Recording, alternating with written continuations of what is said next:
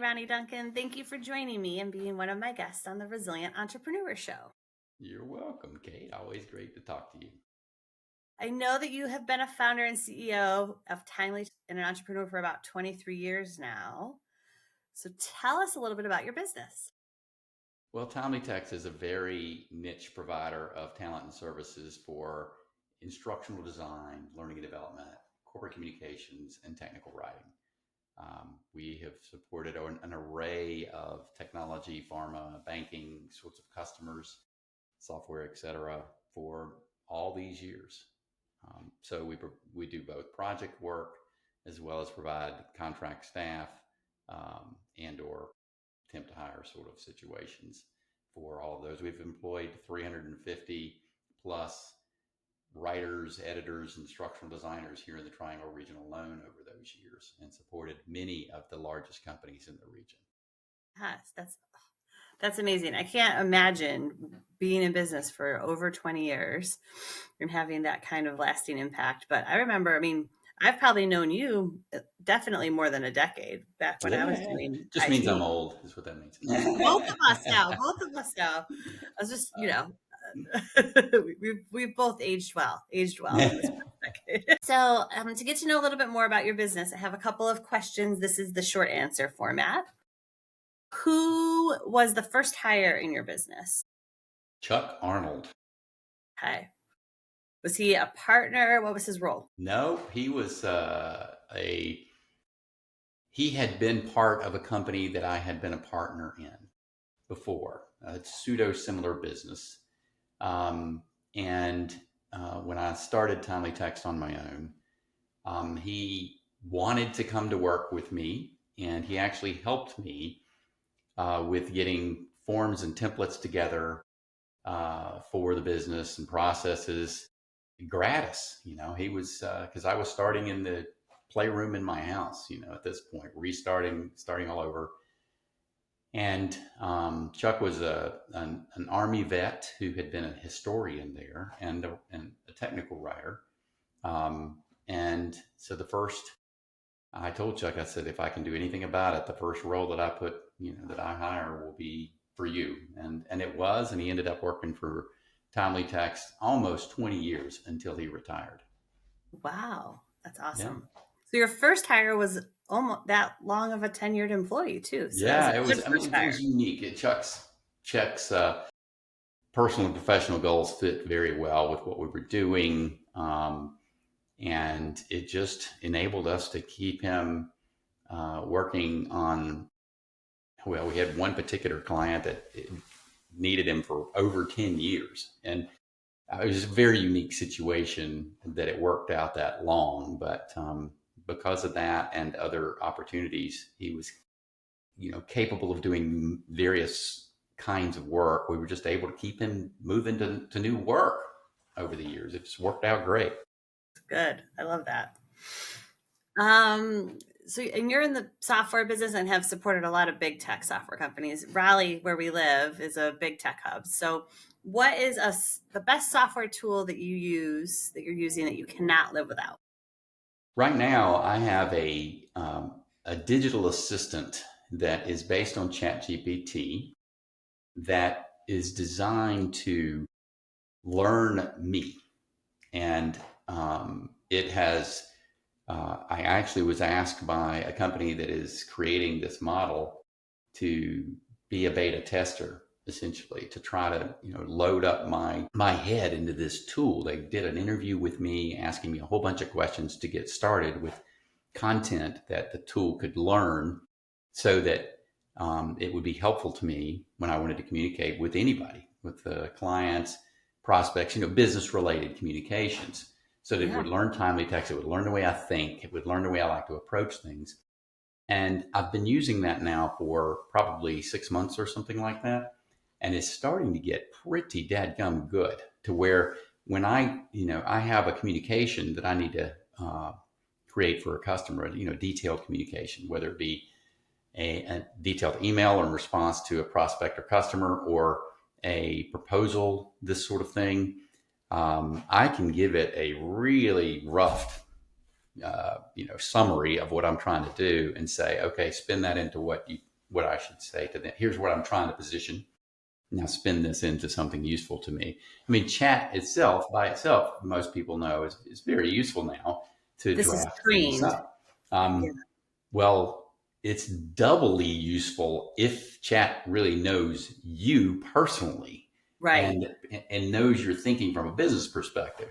So that has become, and it's really kind of recent. It's just the last, like 3 months. It's gotten knowledgeable enough. I'm like, wow, this is really hitting the mark. I mean, the drafts that I put together are, 90% on point in many cases using that tool. And it takes me about, you know, 10-15% of the time it would have taken me to draft that thing up from scratch. And that's important because it still needs to sound like you and use your tone and the personalizations and not sound robotic Right, right. or templatized. But also the time savings. Like we're all looking for tools, AI included, software tools that are supposed to make us more productive, more efficient. Hmm. Take the busy work away and let us do the more higher level thinking, fun, strategic, Right. meet with the customer, not just have to spend 30 minutes crafting an email and doing a follow up. And I've all of been our, obviously most of our employees are writers of some sort. right, right. Timely Text was named before text meant using your thumbs on your phone. It's about writing. So and virtually all of them are using tools, AI tools, to help them with drafts. The challenge they have is that in many cases they're creating content or working with clients that need content that is completely new. It's for a brand new product or a brand new service or a brand new software or brand new pharmaceutical manufacturing line or whatever, brand new piece of equipment or a significant change to a piece of equipment. And there's not public knowledge out there about what this is. So tools like chat and other AI tools are only moderately helpful in those cases when it's completely proprietary, brand new information. Now, if there is public information out there, then yes, they're using it, and/or if the company itself has an internal tool that they're trying to do something similar to what I'm doing with the digital assistant. Companies are starting to try to implement these sorts of things internally. They're learning how to do that effectively, and the tools are not great yet. They're starting to get to be helpful though. So it's AI is the new normal, and we all need to be using it. And TimelyText is certainly doing so. I love that. And I was very interested in your take on AI. And AI was one of the questions in addition to software, because I mean, it can be different, right? But it's good that you're embracing it and that your writers are embracing it and that they don't see it as a threat, but they see it as complementary. Whether the writer needs to be the content creator and then they're using AI to just do some editing and formality and formatting and things, or they then become the editor at the end. You got to keep the human in the loop. And I think you made a great point of the limitations of AI is the information that it's being fed and that it has access to. And if you're doing product documentation, for instance, which is a lot of what you're doing, right? Product specs and stuff, then that information doesn't exist anywhere. So the jobs are going to be hopefully changed, but not eliminated by Yeah, the tool. yeah. That as we all know now that if you use AI tools exclusively and you don't carefully monitor what you're looking at, even if it's all public information, it will make things up. And you need a human to review that to ensure that it's accurate. But as I mentioned, whether it's learning and development or technical documentation, hardware, software documentation, or process documentation for technology, manufacturing, et cetera, there's enough proprietary information there that the writer, you still need strong writers or instructional designers or corporate communications people to modify, even if you can use AI tools to create a draft. The drafts often need significant modification. It's not as good as this digital assistant that I have, which is learning me and gets to be 80 to 90% correct for the first draft. they might get something that's 50% directionally correct and still needs a lot of work to bring it to the final accurate documentation or training content or Yeah. e-learning or whatever it is. Yeah. I love that. Um, Now, I know you're also in the business of resources in that space, where we're not going to call it staffing, but we're going to say resources. And so, this last question is about, how do you prefer to hire when you're looking at adding resources to your team? Do you have only full-time employees? Do you use a lot of contractors? Do you outsource projects, or do you use fractional? How do you add people that you need to your team? Well, it depends, but we use all of the above basically. I mean, we don't outsource projects usually, unless it's just something that's outside of our core competency. And in that case, we get with a partner and we'll hand it off to them and make some sort of arrangement with them. But we're usually either hiring a full-time employee to do the work, if it's full-time and ongoing work, or moving one of our existing employees to it if they're done with what they were doing before, or bringing on contract resources, even for full-time work if it's short-term full-time. But um, all that said, I mean, 80% of the people on our rolls are actually W-2 employees, and then for shorter or part-time or sporadic kind of work, we might have some 1099ers on the team. So that's pretty much Yeah. how it works. Yeah. Yeah, you need to have the right resource depending on, and if it's all client billable work versus if you're internally hiring, like the only thing you would outsource is maybe accounting or finance or something that's not in your Right. core, that's not in your wheelhouse. That's not Yeah. I something. mean, TimelyText is such that, the internal team is small but mighty. And, Mm-hmm. I'm in the office right now, and essentially the two other primary key employees are here right now too. Um, there's Yeah. three of us that kind of run the business. Everybody else is full-time billable with the client. Right. Right. That's the way it needs to be in a resource type of consulting firm. So, all right, now we're going to do the storytelling section. So, I know you've been a business owner for over 20 years. What is your proudest achievement as an entrepreneur or business owner, and how did it happen? I think really founding TimelyText and being successful in that regard. It was scary. I was, as I said, I was a partner in a previous iteration of this business, or a similar business. And long story short, I mean, we were very successful back in the late 90s. And really, I mean, I know that's been a minute, but we were doing great. But then the dot-com meltdown happened, the telecom meltdown happened, 9/11 happened, and business dropped off. And we needed to redo our model. We had a lot of overhead at that point. So I intentionally chose a model that I just described to you that is very lean with internal and overhead, and enables us to still support without doing full managed service projects. We can still support all the other work. When you're doing full on managed services, you've got to have a large staff or a significant staff that you're paying no matter whether you have work for them or not. The risk there is that, when business is down somewhat, you can lose money. Well, TimelyText is, so lean that it's very difficult to lose money. I mean, thankfully, I must say, business Good. has to be terrible. And so it's been a highly profitable, highly successful model over the years because it is so lean. Yet, we scale up, the internal team. If I needed to add, and I have occasionally when business is great, added a couple of more internal team members. It just depends on where we're at. Right now, we're properly balanced, and, pushed somewhat, but we can get it done with the three internal employees. If I, if things are terrific, we'll add more to support it behind the scenes to be able to deliver what we need to deliver to the clients. But choosing the right writers and the right instructional designers and the right corporate communicators is the primary, uh, the primary thing we have to do right. Hire the right Yeah. people.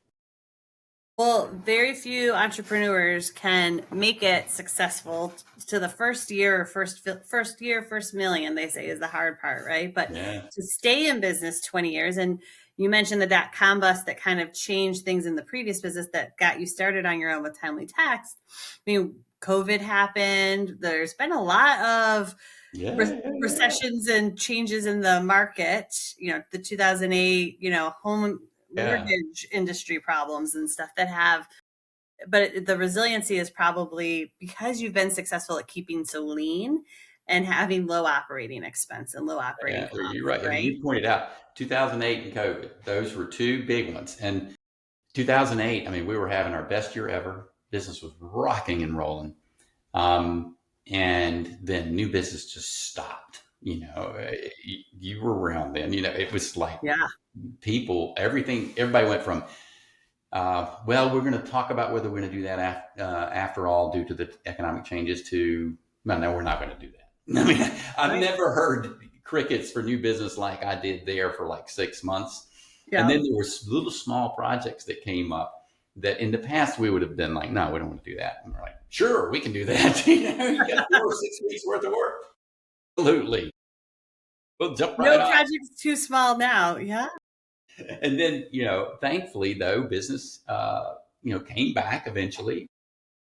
2009 was 37% down year over year from 2008, which still was our best year ever, but barely because, the faucet turned off when the meltdown happened. Yeah. But then by 2012, we had our best year ever again. So I've been very fortunate in that regard. And then COVID, it was scary for a minute. It was like 3 months there. Everybody got kind of froze, but then everybody had to get enabled to do remote work. And that actually created work, um, and caused business to grow again. So Yeah. COVID ended up being a good thing for for business. for various reasons, for remote work, yeah, and being able to staff outside of your local office and stuff Well, too, it just, right?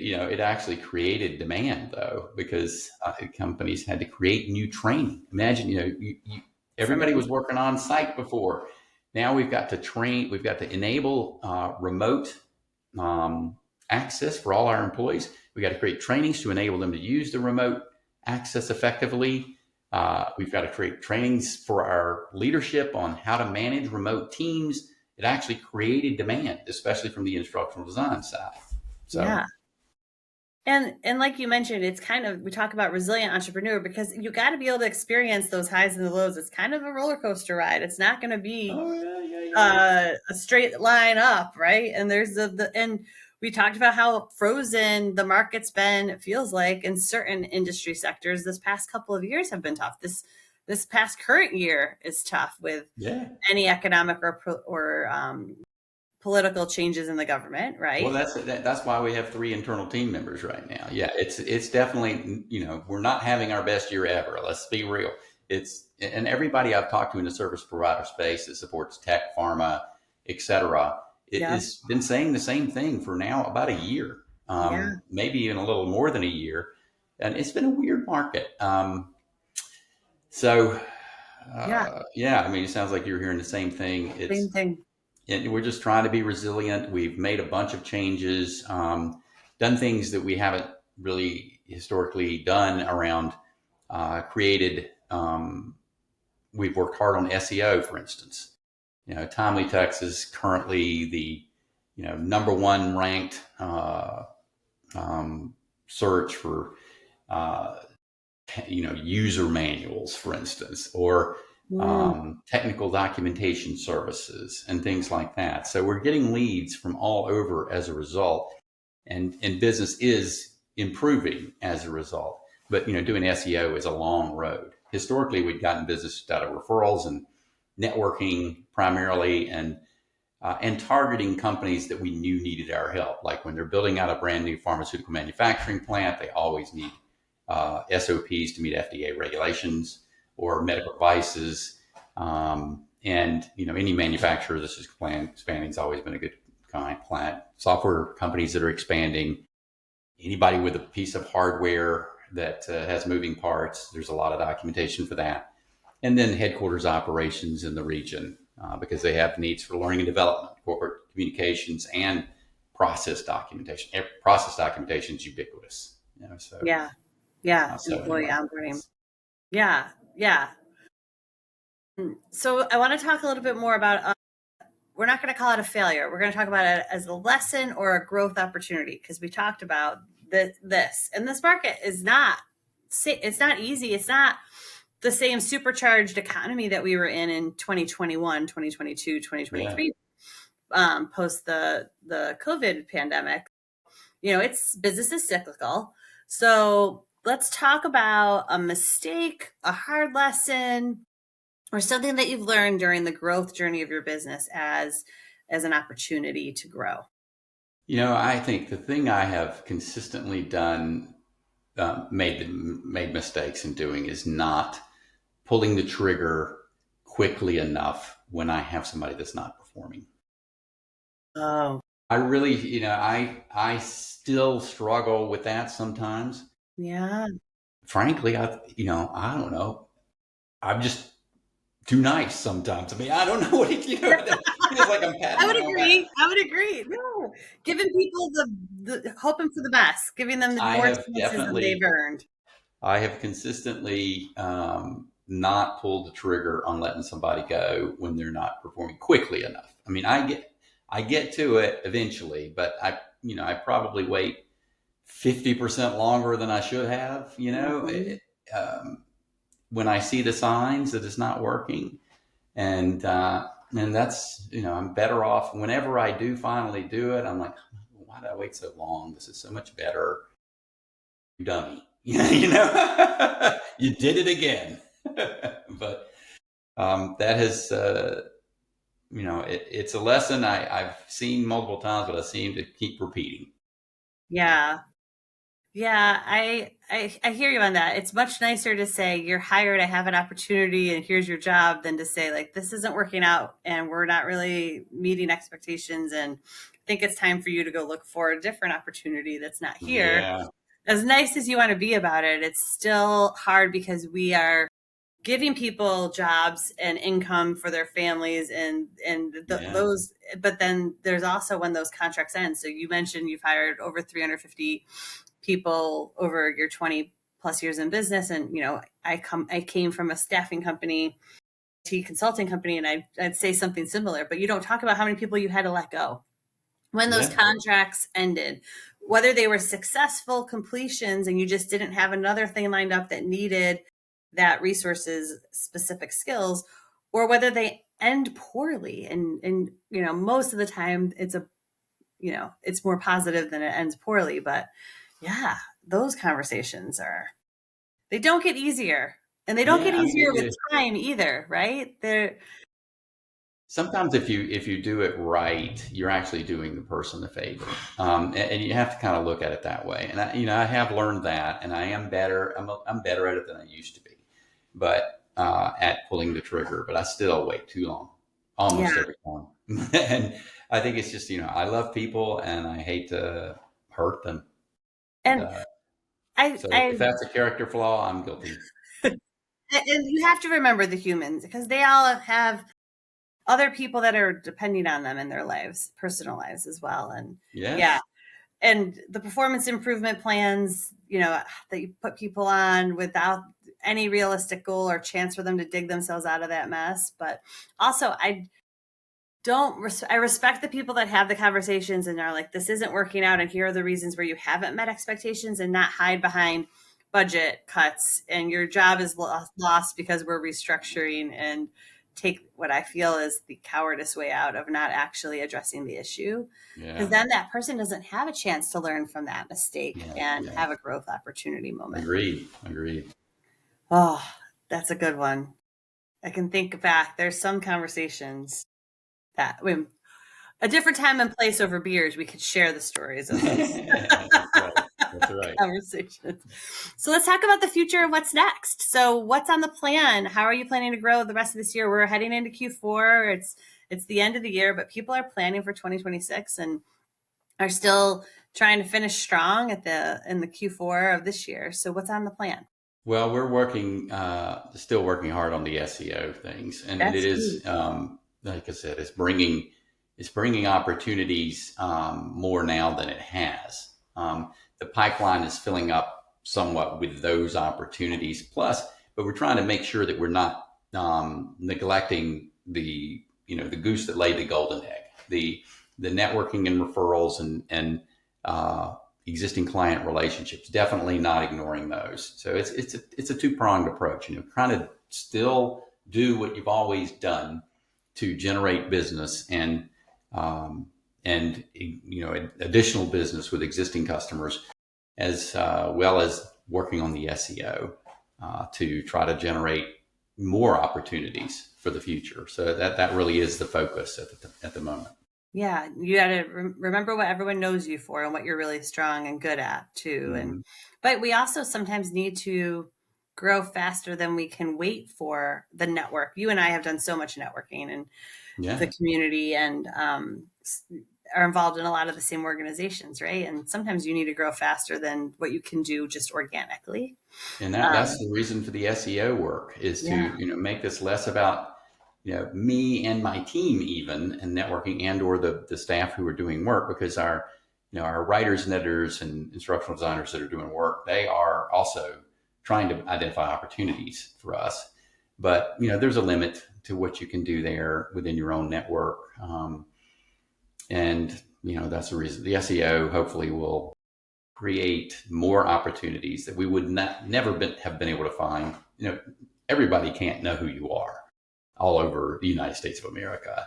And given the fact that companies are more open to work being done remotely now, we can support not just regional. I mean, we've supported companies all over the world.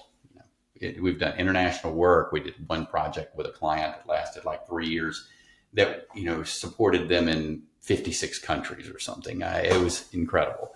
But it almost always comes from somebody who knew us. It did historically. The SEO means it's coming from SEO. They don't know us from Adam. It is a different sales cycle, but it is a similar. It can be, highly profitable business if you can help them see that you can support them, and that work goes forward. So I think that's the increases important. increases the top of the pipeline opportunity, basically. Well, the expansion beyond the Raleigh network where everyone knows your name and you're a household name and everyone's met you and they know your company, to a national and international network where, yeah, I have had the same growth conversations about how do I get outside of the RTP market Mm-hmm. and into a larger national market. So that is good. So we talked about your first step towards that goal is this SEO and being found on Google. You also talked about how you had been embracing AI. And I don't know, Wendy and I, we were talking earlier about Wendy. We're talking about AI optimization because now your website also needs to be AI optimized, that when someone's using AI in the search to find answers to their questions, that you're one of those companies that comes up in the cited sourced Mm-hmm. answers too. So Yeah. um, what are you planning to do? Like, how are you planning to, I guess we kind of already covered it though. We're really planned on using SEO to get more Google driven traffic to your website. Yeah, interestingly enough, we have a consulting firm that specializes in helping us with this SEO. We're not trying to do it internally with our small team. We need their expertise. They know what they're doing. They're guiding us and directing us and assisting us. Um, and it's interesting what you're saying about AI driving opportunities too.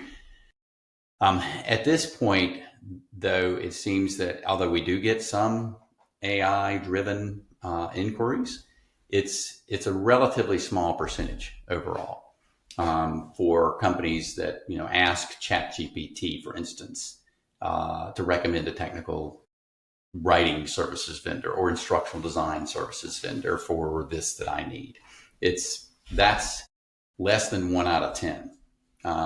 Almost everything is still Google driven at this point. Not almost everything, but it's 90+%. We look at that every 2 weeks. We have a meeting with the firm to look at the trends, where the searches are coming from, and it's over 90% Google. Good. Good to know. Well, Ronnie, how can I help? I don't know, put out a great podcast and tell people how fantastic we are and that they need to come to us if they need any kind of process documentation, learning and development, technical writing of any kind, corporate communications, if they're doing a business transformation and they need people to communicate internally or externally, we're the company that they should come to for that. So just do that for me. Done. Easiest request. I love that. And the goal of this is to have founders and entrepreneurs share their company, share their story, do some cross promotion and cross branding, right? Oh, Let's put our yeah. network to good, and people that know us get the word out there to you. And Yeah. looking Well, forward to thank you. seeing you at one of these upcoming networking conferences and events again now that you're back from your trip. And October and November are busy with conferences and events. So That's right. That's right. Well, thank you so much for this opportunity, Kate. And yeah, I I hope that we get lots of views on this and listens to this. That would be great. And send my best to Wendy too. I will. I will. Well, and thank you for being so open and honest and vulnerable and sharing your stories, right? I want people to know it's hard. It's not easy. And Yeah, to it's be not easy. successful for 20 plus years as a business owner, you have to be resilient. And Yeah. so, one last question. Now that you've been on my show, I always ask, who do you recommend for me to interview next? I would recommend Stephen, who's the CEO of TimelyText. I just think a lot of him. They have a great company. They are a biotechnology consulting firm headquartered here in Raleigh or Cary. It's the triangle. I just think they run a great business. Not just Stephen, but a, a number of their key leaders. I have great respect for. I think he would be a great interview and share a lot of insights. And I know he has a story. I've heard some of it. His wife's involved too. They founded the company together. So it's and he's active on social media. I think he'd be 100% up for it. I love that. Well, I would appreciate that intro email that you had fun on the podcast and it's worth his time. And we'll introduce Steven and get him on the list because that would be good. I haven't done a biotech CEO. I've still been doing more business on, entrepreneur founder stuff. So that would be a really good take, a different perspective. Yeah, yeah, yeah. So I He's a great appreciate the guy. You recommendation. will enjoy it. He's a very smart guy. Yeah. Awesome. Great. Thank Thank you you. so much. Thank you, Kate. You have a great day. I'll look to get the email.